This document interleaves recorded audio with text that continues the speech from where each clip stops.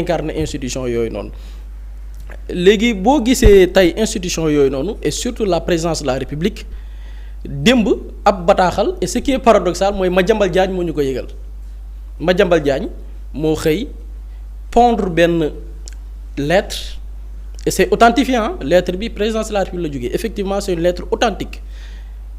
président mi ngi félicité ab benn waay joo xamante ni wax dëgg yàlla ñun ñii sax bu ñu demee bañ ne du ñu prononcer turam c'est-à-dire que y a problème ñiy def métier journalisme ne la di liggéey ci média ñu ci bari nawloo wuñ ko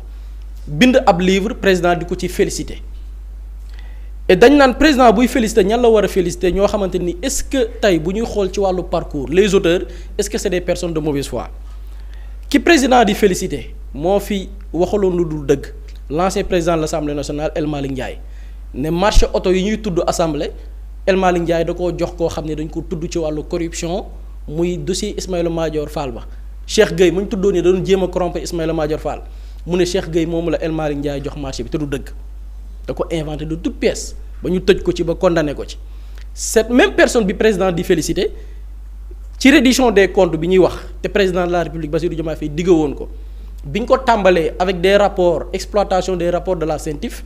que jiite CENTIF muy Cheikh Mouhamadou Bamba Sy bi waaje moo toog ci télé ne kooku c'est un partisan maanaam dafa far ci Sonko d'ailleurs bi Sonko di dem ci législative yu 2017 Cheikh Mouhamadou Bamba Sy bi moo toppoon ci moom alors que du dëgg daf ko inventé de toute pièce que toppoon ci Ousmane Sonko du woon sax góor jigéen la te Mouhamadou Bamba Sy bi bokkul woon ci liste Pastef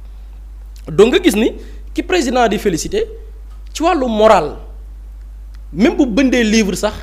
après dinaa ñëw ci lu président jibaloon ci kaaw Madiambal dañu war a sax gëmm suñuy bët ne duñ ko lire mais pire cette personne bind livre contre yow poulain sa poulain koo xam ni Jean-Michel Sène président Diomaye moo ko tabb nommé ko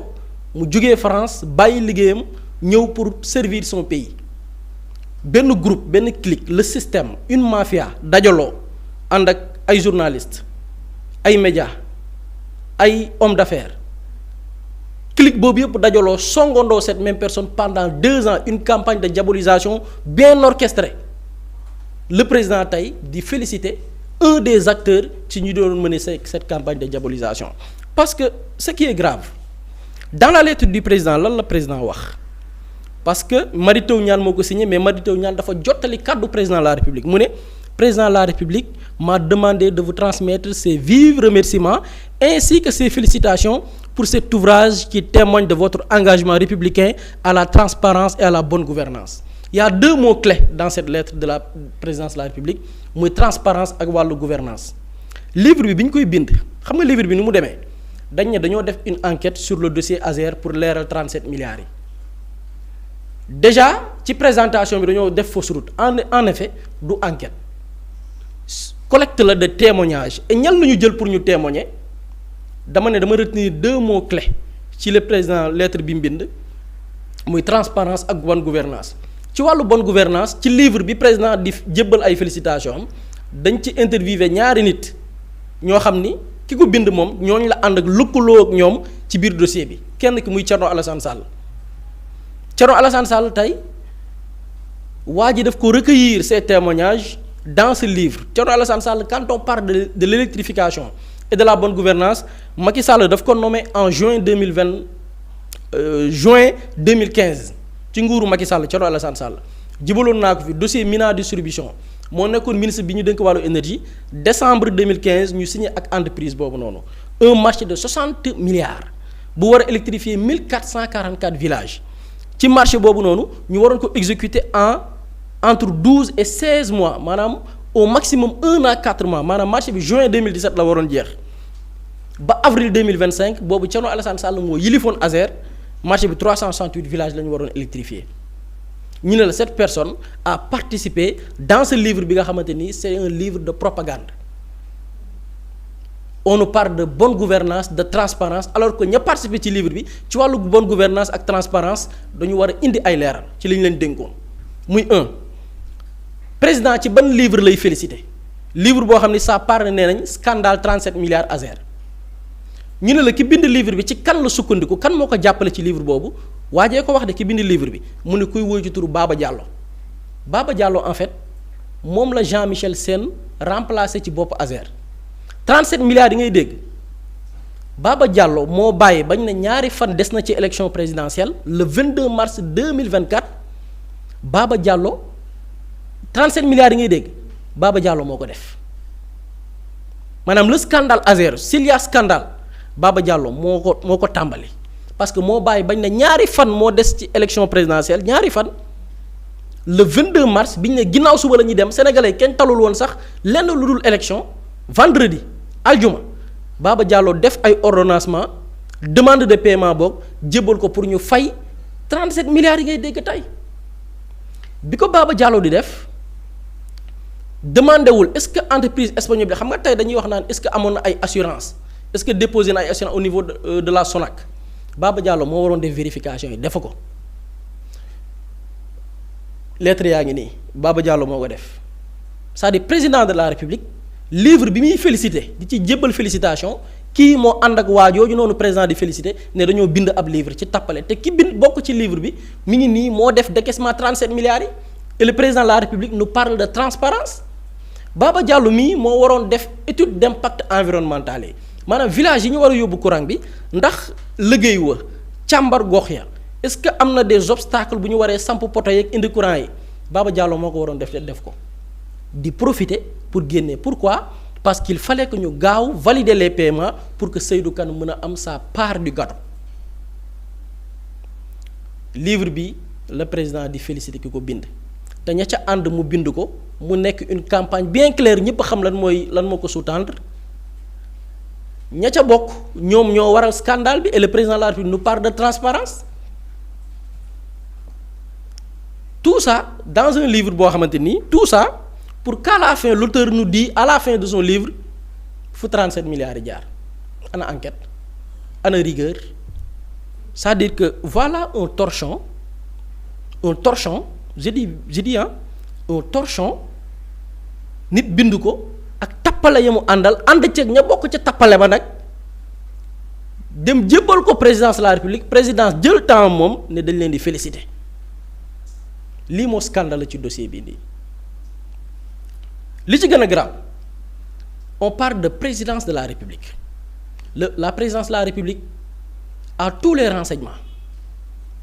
président pour le dire Bassirou Diomaye Faye le président Bassirou Diomaye Faye ñun dossier ASER bi ñuy dëkk di wax souvent président Bassirou Diomaye Faye moo ñu ko gën a maîtriser dossier bi de bout en bout xam na nu mu demee ku ci laale ku ci nekk loo ca def ca njëlbeen ba tey jii ku ci nekk sa part de responsable le président de la République xam na ko là je parle du scandale de ce dossier ñan ñoo ko def bi loolu weesoo ñi def li ñuy def ba pare dañoo tëgg une campagne de propagande et ce qui est malheureux mooy le président dafay féliciter ñi nga xamante ne nii ñoo constitué wu benn système benn mafia pour dal ci kaw moom entre guillemets poulain am koo xam ne moom président moo ko tànn benn système song ko une mafia song ko avec des mensonges des contre-vérités lu dul dëgg sos matin midi soir président ñooñu bureau yooyu noonu lay dem di féliciter tout en sachant que ci mbir moomu noonu au début kan leen doon wax kan leen doon joxoñ baaraamu tuuma Seydou Kane nit ñi ne woy nit ñi dañuy inventer dañuy sosal Seydou Kane il y a quelques jours la ñëpp xam ne li gars yi doon waxal Seydou Kane dëgg la des chroniqueurs yi nekkoon ci télé yi naan ASER te mënuñu lire c'est-à-dire que des chroniqueurs yoo xamante ni ñii mënuñu lire ñeneen ñi même bu ñu mënee lire ay lu jëm ci wàllu marché lu jëm ci wàllu contrat boo leen ko lire loo mënuñu ko lire pour comprendre ko parce que seen niveau d'étude yegguñu fa ñeneen ñi dañ doon falsifier BFM ils n'ont pas le niveau requis pour comprendre les contrats yi ci nekk ak les failles maîtriser wuñ ko fan yi liñ naan gars yi dañu jëfru ña Seydou Kane ànd ak ci dossier ba ñoo doon génn di def ay live ne maa dajeeg Seydou Kane Dubaï diw Seydou Kane Dubaï la doon jox ñenn ñi rendez-vous nga comprendre que ni kon ok toutes ces personnes yi nekkoon ci plateau télévision yi naan ASER matin midi soir li nit ñi doon wax confirmer ni ko c'était des personnes qui sont de mèche avec Seydou Kane état moo ñu ëpp ay renseignements téeméeri junni yoon état ci boppam bu bëggee ay renseignements war na xam derrière cette propagande lan moo làqu ci ginnaaw loolu di benn ma ne état dafa bari renseignement dama ne dossier bi lu ñu ciy wax président moo ñu ko gën a xam fuuf livre bi président di félicité di delloo njukkal kan moo ko édité ma nee naa ki ko bind intéressé wu ma parce que bon on passe à autre chose mais livre bi kan moo ko édité livre bi Madiambal Diagne moo ko édité maanaam livre bi président Diomaye doon félicité ki ko bind Madiambal Diagne moo ko édité moo édité livre bi avec son groupe les éditions du quotidien kan moo gën a xam Madiambal Diagne président Bassirou Diomaye Faye dama lay jox benn exemple ñetti exemple laa lay jox ci le président de la république bu toogee moom kese war na xam ne lii campagne la propagande la manipulation la ay nit a ko tëgg d'ailleurs kan nekk ca bopp ba ki édité livre bi ba mu génn président de la république muy Madiambal Diagne président de la république Bassirou Diomaye Faye moo ñu gën a xam koy Madiambal Diagne ndax président de la république moo ñu njëkk a wax ni en 2022 lan la ñu président Bassirou Diomaye Faye wax ci Madiambal Diagne bi édité livre bii muy félicité que delloo njukkal président Bassirou Diomaye Faye moo ñu wax ni Madiambal Diagne c'était le 9 juillet 2022 est un cas clinique de mythomanie le président de la république Bassirou Diomaye Faye moo ko waxoon j'ai jamais vu un homme mu ne Madiambal Diagne ku ñu war a càmbar la ci li nga xamante ni nii mooy wàllum nar wax lu dul dëgg mu ne j'ai jamais vu un homme aussi obstiné dans la fabrication des contre-vérités président Bassirou Diomaye Faye ne musul gis ab doomi aadama boo xamante ni nii xarañ na ci fent li nga xamante ni nii mooy lu dul dëgg ay nar président la Bassirou Diomaye Faye moo ko bindoon ne le pire c'est qu'il n'hésite pas d'aller consciemment raconter ses mensonges dans les médias comme pour les immortaliser la gën a garaaw nag ci Madiambal Diagne mooy du tàyyi benn yoon nag ci coobareem dem ca la nga xamante ni da koy fent muy lu dul dëgg dem di ko wax ci barab ya ñuy tasee xibaar te la mu cay jublu mooy jéem ko immortaliser maanaam fen ya du dee c'est-à-dire le président Diomaye Faye moo ñu gën a xam ne Madiambal Diagne ci lépp lu mu sóobu soit wax lu dul dëgg moo koy nar te la mu cay jublu sax mooy jéem ko immortaliser quand on parle d'immortaliser mooy soit nga wax ci média c'est dañ koy immortaliser du dee li génn ci média feeñ ci réseaux sociaux Madiambal Diagne dans ses objectifs il essaye d'immortaliser les faits mooy waral muy dem ci plateau yi di wax lu dul dëgg pour que les faits ñu mën ko immortaliser mooy waral Madiambal di bind ay livres pour que faits yi muy raconter ay génération ki génération mën ko lire le président Bassirou Diomaye Faye connaissant Madiambal Diagne ci sa stratégie d'immortaliser des mensonges édité benn livre boo xamante ni nii ña def scandale ba ci boppam ñoo ñëw ànd complot ko bind livre ba ànd ci président de la République ne dafay féliciter ñooñu c'est-à-dire lii mooy le paradoxe président yamaatu ci mu féliciter ak ki édité livre bi le président de la République dama ne lu ñuy wax ci dossier bi moo ñu ko gën a maîtriser le président de la République sait bel et bien que dans ce genre de dossier il y a une campagne de manipulation et témoignage yi président Bassirou Diomaye Faye defoon bii rek yamu ci Madiambal Diagne bi édité livre bi président di féliciter delloo njukkal même Madiambal Diagne dans le dossier 94 milliards sénégalais yi déggoon nañ ko Ousmane Sonko bi mu fi accusé Mamour Diallo ak Tahirou Sarr nit ñi ne du dëgg daf ci doon wut commission nangam jamono dox ba OFNAC jamonoy nguuru Macky Sall génnee benn rapport ne Ousmane Sonko yaa am dëgg Mamour Diallo ak Tahirou Sarr mën nañ leen toppee association de malfaiteurs ñoo xam ne dañ doon lal ay pexe pour détourner nos deniers parce que xam nga nan la ñu def Seydou Sarr ñu gën ko xam ci Tahirou Sarr dafa dem endosser problème mu jàmbur comme si que moom problème ba sur la base de li mu endossé dossier wu jàmbur muy famille bi amoon problème ci wàllum suuf état décidé fay ko ci xaalis par la complicité de Mamour Diallo bi nekkoon directeur des impôts et domaines bi loolu amee ñëpp xam rôle Tahirou Sarr ci mbir mi Madiambal Diagne moo doon layal Tahirou Sarr te pourtant xam na ni Tahirou Sarr amul droit ci suuf soosu noonu c'est-à-dire que le président Bassirou Diomaye Faye xam na comment Madiambal Diagne dans des dossiers yi nga xam ne dafa am conflit d'intérêt comment Madiambal est capable jël ki nga xamante ni nii mooy la victime def ko le coupable jël ñi nga xam ne ñooy les coupables def leen comme de véritables victimes loolu le président Bassirou Diomaye Faye moo ñu ko gën a xam te il avait fait un témoignage sur Madiambal ci sa capacité bu fekkee ab koo xam ne jàpp nañu dafa def ñaawteef naka la ko Madiambal am capacité di ko layalee nañu teewlu Bassirou Diomaye Faye qui connaît mieux que nous-mêmes Madiambal Diagne. Monsieur Meïssa Ndiaye, chef du bureau des domaines de Ngor Almadies,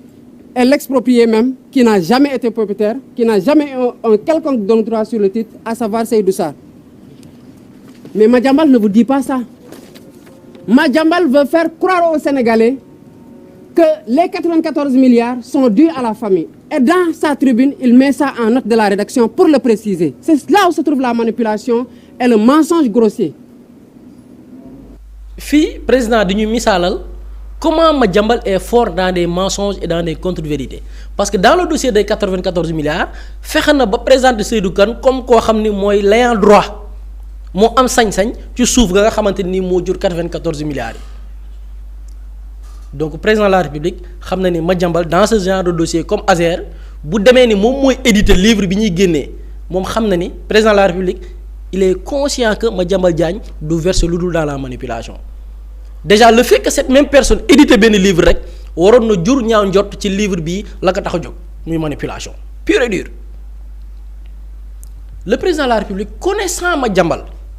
li tax ma ne président même bu ñu ko indiloon livre mu xool livre bi gis ni Madiambal Diagne moo édité livre bi le président de la République war na fàttaliku démb parce que le président de la République xam nga lan la ñu waxoon nee nañu waxuma Madiambal édité benn livre de waxul loolu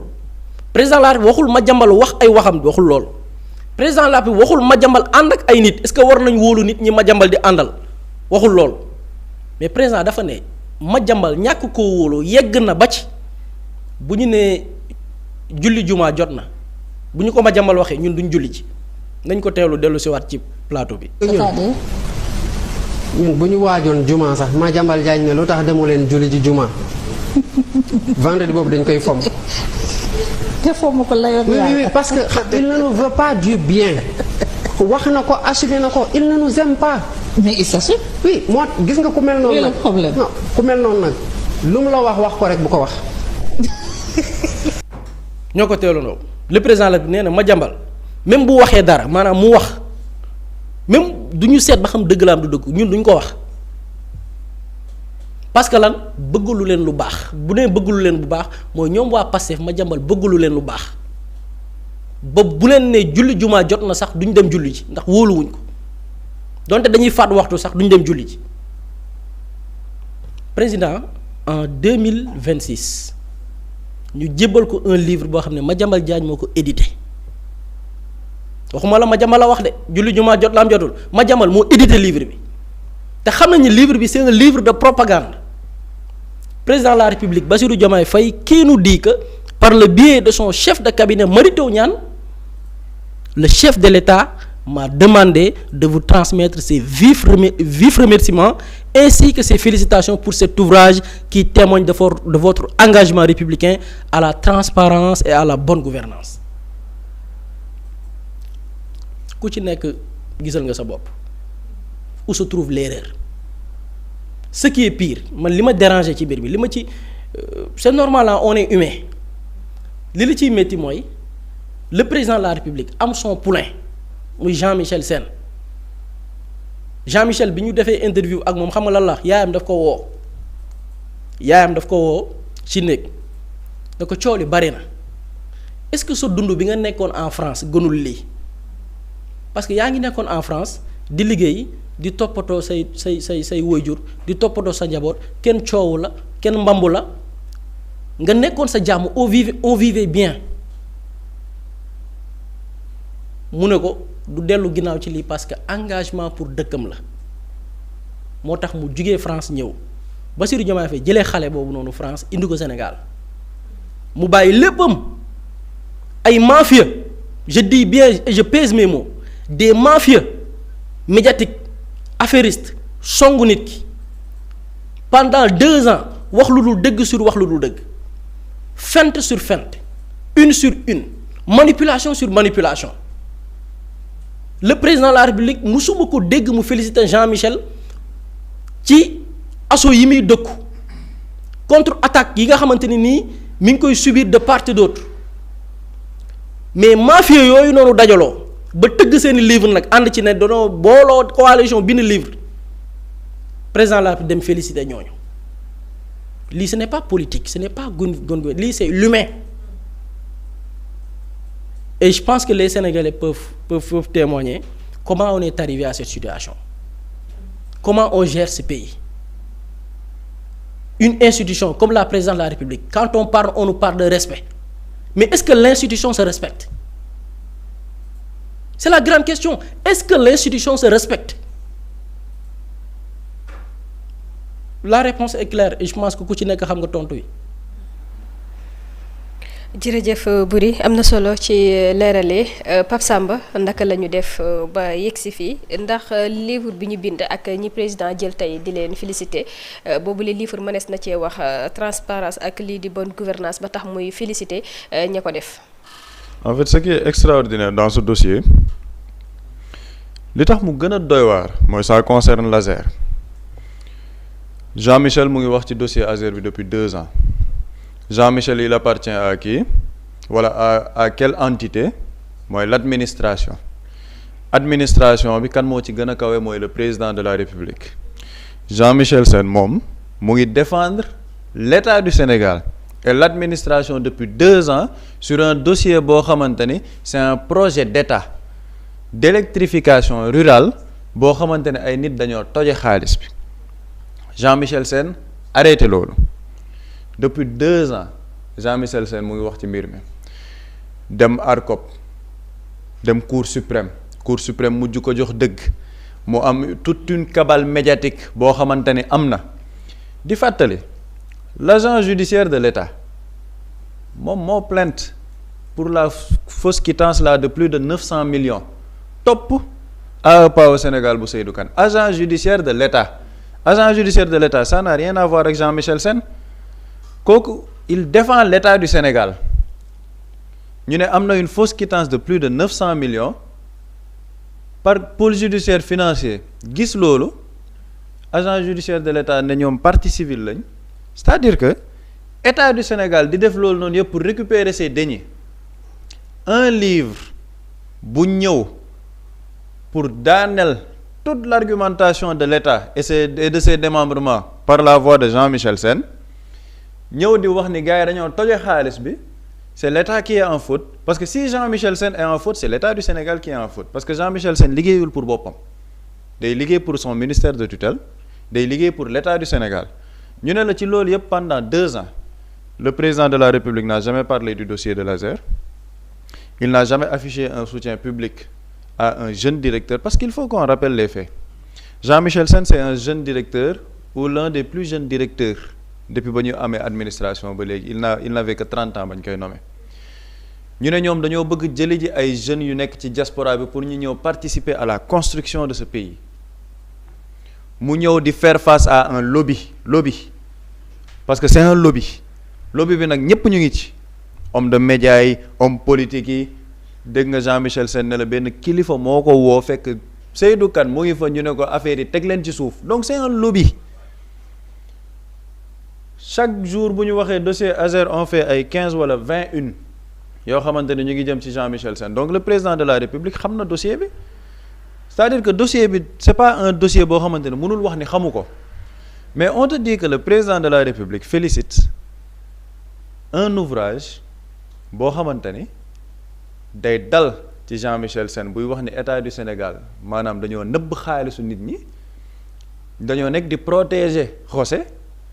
boo xamante ni ouvrage boo xam ne day disculper Seydou Kane disculper Baba Diallo le président de la République di féliciter ouvrage boobu day participer ci transparence ak bonne gouvernance moo tax keroog ma ne ñun avec le président Bassirou Diomaye Faye on est dans une hallucination collective c'est-à-dire que les Sénégalais sont tous fous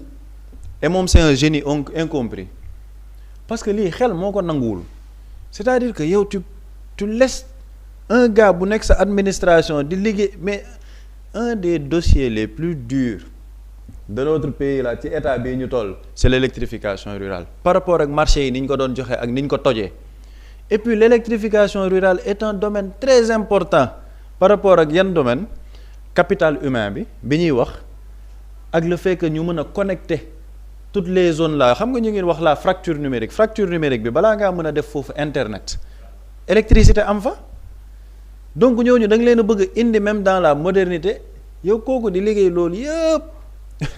un ouvrage bi nga xamante ne day nax te c'est-à-dire que ouvrage bi on n'a même pas besoin d'en parler parce que ñëpp xam nañ ne ouvrage bi lan moo ko yëkkati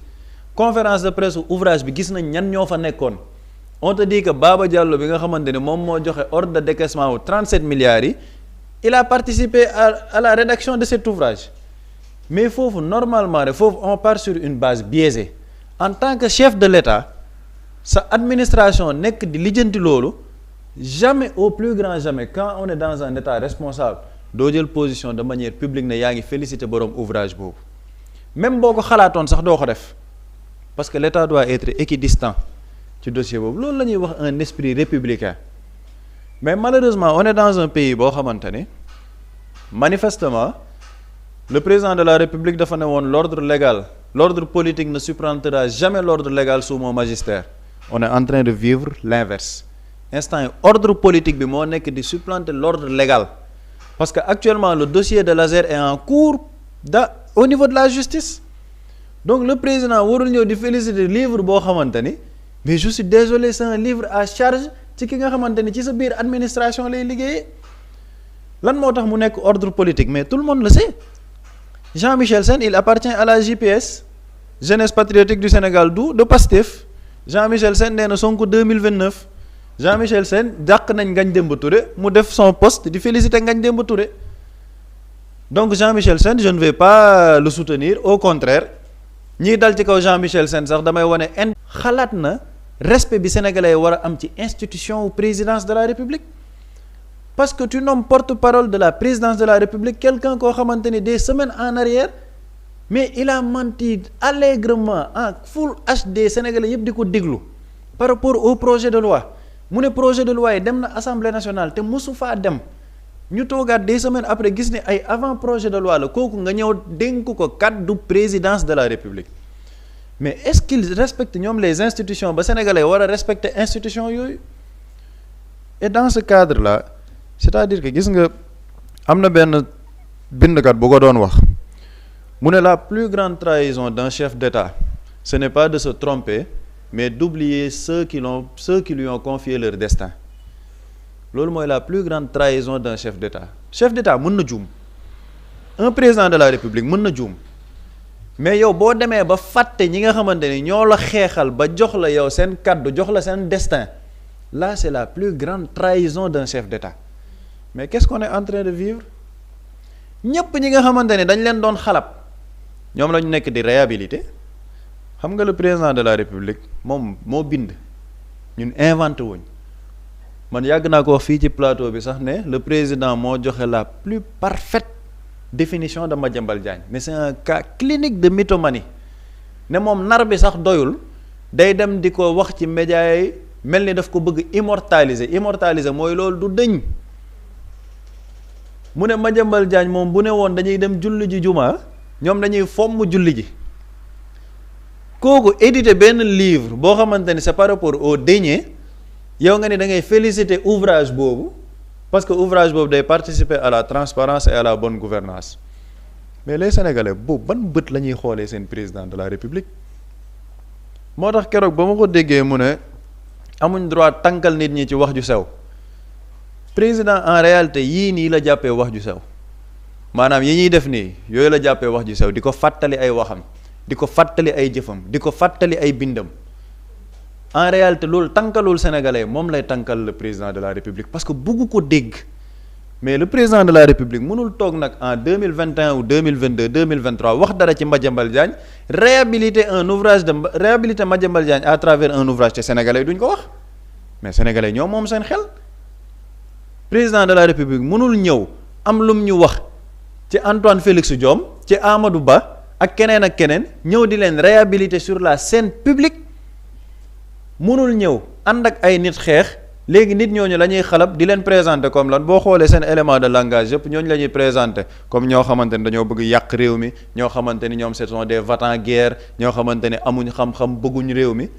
ñi nga doon wax yow ñooñu ñooy yàq réew mi ñooñu ñooy travailler pour la bonne gouvernance ñooñu ñooy travailler pour la transparence ñi nekk sa biir administration di xeexal sax le peuple sénégalais et l'intérêt de l'État yow bi nga xam ne yow yaa koy jiite Jean-Michel Sène le travail qu'il fait il ne le fait pas pour lui il le fait pour le peuple sénégalais et le bilan de Jean-Michel Sène ce sera un bilan pour le président Bassirou Diomaye Faye mais donc comment tu peux comprendre tey jii ñu ne la kooku ak li muy liggéey yépp loolu dañ koy ne furaas pour réhabiliter un gars boo xamante ne il est en France moo tax ñu bëri doon wax ne Madiambal mën na ñibbisi parce qu'il n'a rien à faire en France Madiambal il peut rentrer dans ce pays parce qu'il est réhabilité par la présidence de la République. Un autre journaliste mercenaire peut aller sur ChatGPT générer benn livre en 2-3 jours xam nga ñu ngi wax Azergate bu Azer lañ ko wax ñu jëm delaat beneen dossier générer benn livre ChatGPT en 2 jours yónnee ko présidence de la République ñu ne ko yow yaa ngi liggéey pour transparence macha allah Jean-Michel Sène qu'est-ce qu'il n'a pas fait dans le dossier de l'Azer pour la transparence pour la bonne gouvernance est-ce que une seule fois gis nga un soutien de l'administration benn soutien public la Jean-Michel Sène Moussa am de la part du premier ministre Ousmane Sonko ba mu cay nekk ñëw wax ne dossier bi lii ak lii moo ci am te ba ko Ousmane Sonko defee moo tax gis nga hypocrisie bi nekk Sénégal Ousmane Sonko daf ko def tag waa société civile bi génn c'est un dossier boo xamante ni c'est pendant devant la justice Ousmane Sonko amul droit di défendre Jean-Michel Sène parce que day mel ni daf koy protéger daf ci war a noppi waru ci wax ba justice statuer société civile bi lii la ñu war a tenir woon discours mais la même société civile tey jii bu ba le livre là bi présidence de la République adoubé doo leen mës a dégg ñu wax ci et pourtant ils auraient pu dire la même chose ni comme le dossier est toujours pendant devant la justice la présidence de la République doit s'abstenir parce que présidence du man la présidence de la République mooy la plus haute institution de ce pays parce que mooy représenter le président de la République léegi moom bu nee livre boobu transparence la bonne gouvernance ba pare li ma ci gën a métti ñu ne dañuy assurer l'auteur de ce livre